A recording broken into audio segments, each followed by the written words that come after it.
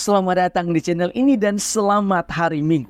Sahabat-sahabatku yang terkasih, sebelum saya membuat renungan ini, saya menanyakan ke beberapa orang, khususnya orang muda, pertanyaan berikut ini. Apa motivasi Anda ketika Anda pergi berekaristi pada hari Minggu? Apakah itu hanya sebagai kewajiban karena saya adalah umat Katolik, atau apakah ada alasan yang lain? Jawabannya sangat beragam, yaitu pergi berekaristi karena bagian dari lifestyle.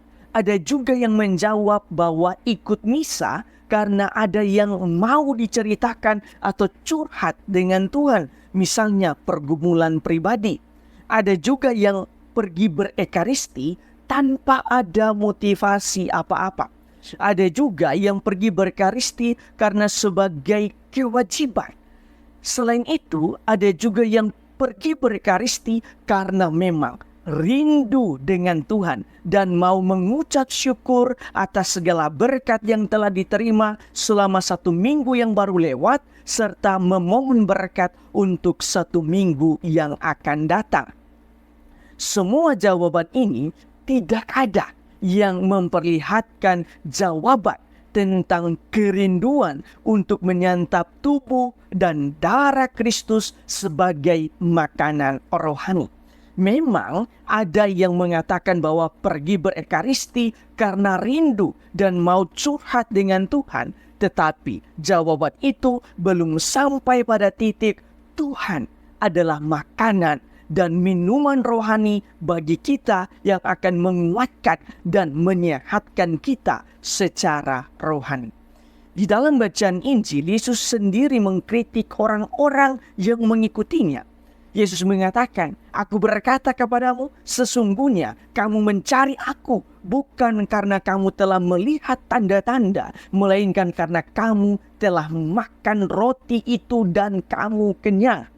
Selanjutnya Yesus menegaskan, bekerjalah bukan untuk makanan yang dapat binasa, melainkan untuk makanan yang bertahan sampai kepada hidup yang kekal.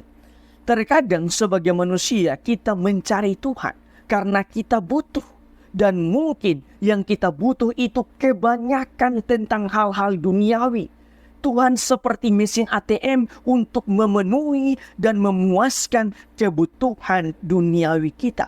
Tetapi kita jarang sekali datang berekaristi karena kita rindu dan benar-benar mau berjumpa dengan Tuhan untuk memuaskan kebutuhan rohani kita.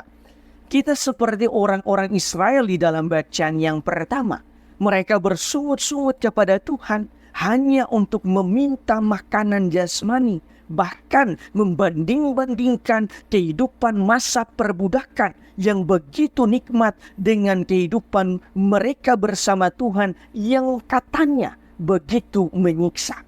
Satu hal yang mereka lupa ialah Tuhan telah membebaskan mereka dari penjajahan, dari perbudakan, dan sekarang Tuhan sedang menuntun mereka ke tanah terjanji. Dalam arti tertentu, mereka terus mengenakan manusia lama mereka dan lupa mengenakan manusia baru mereka bersama Tuhan.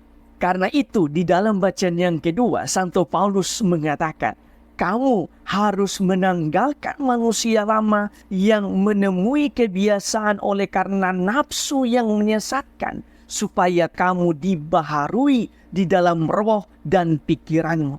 Hendaknya kamu mengenakan manusia baru yang telah diciptakan menurut kehendak Allah. Sahabat-sahabatku yang terkasih, berdasarkan bacaan-bacaan hari ini, marilah kita merenungkan sejumlah remah permenungan. Pertama, di dalam bacaan Injil, Yesus mengkritisi orang-orang yang mencari Yesus bukan karena Yesus, tetapi karena roti yang telah membuat mereka kenyang.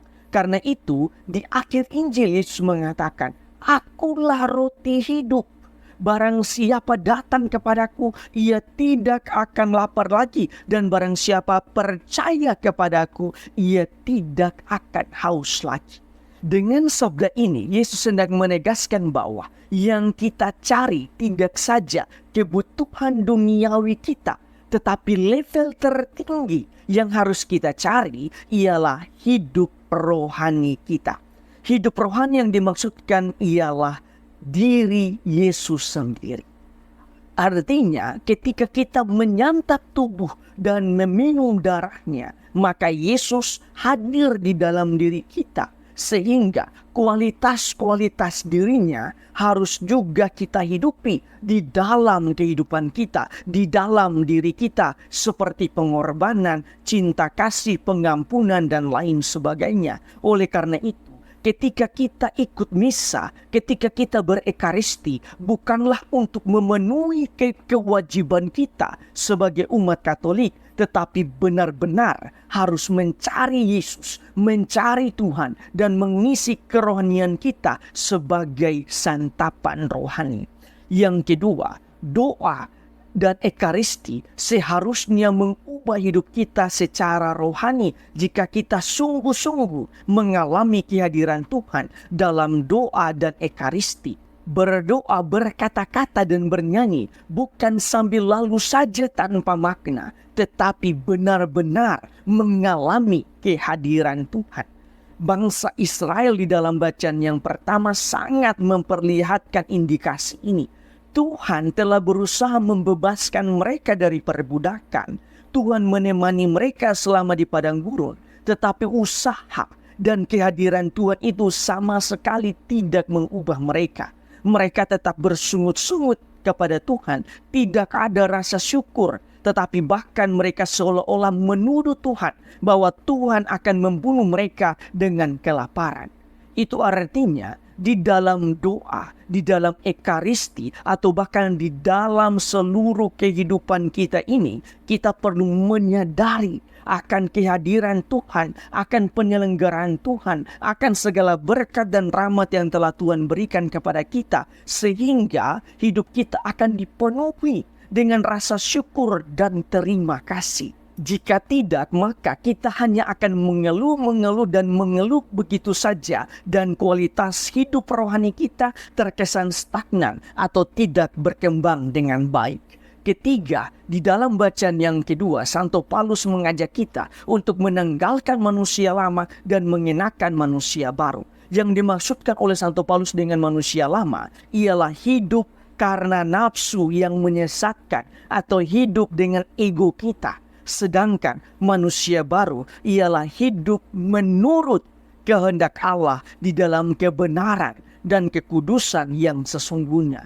Sebagai manusia biasa, kita cenderung hidup berdasarkan nafsu dan ego kita. Karena itu, marilah kita berani berubah dan hidup menurut kehendak Allah.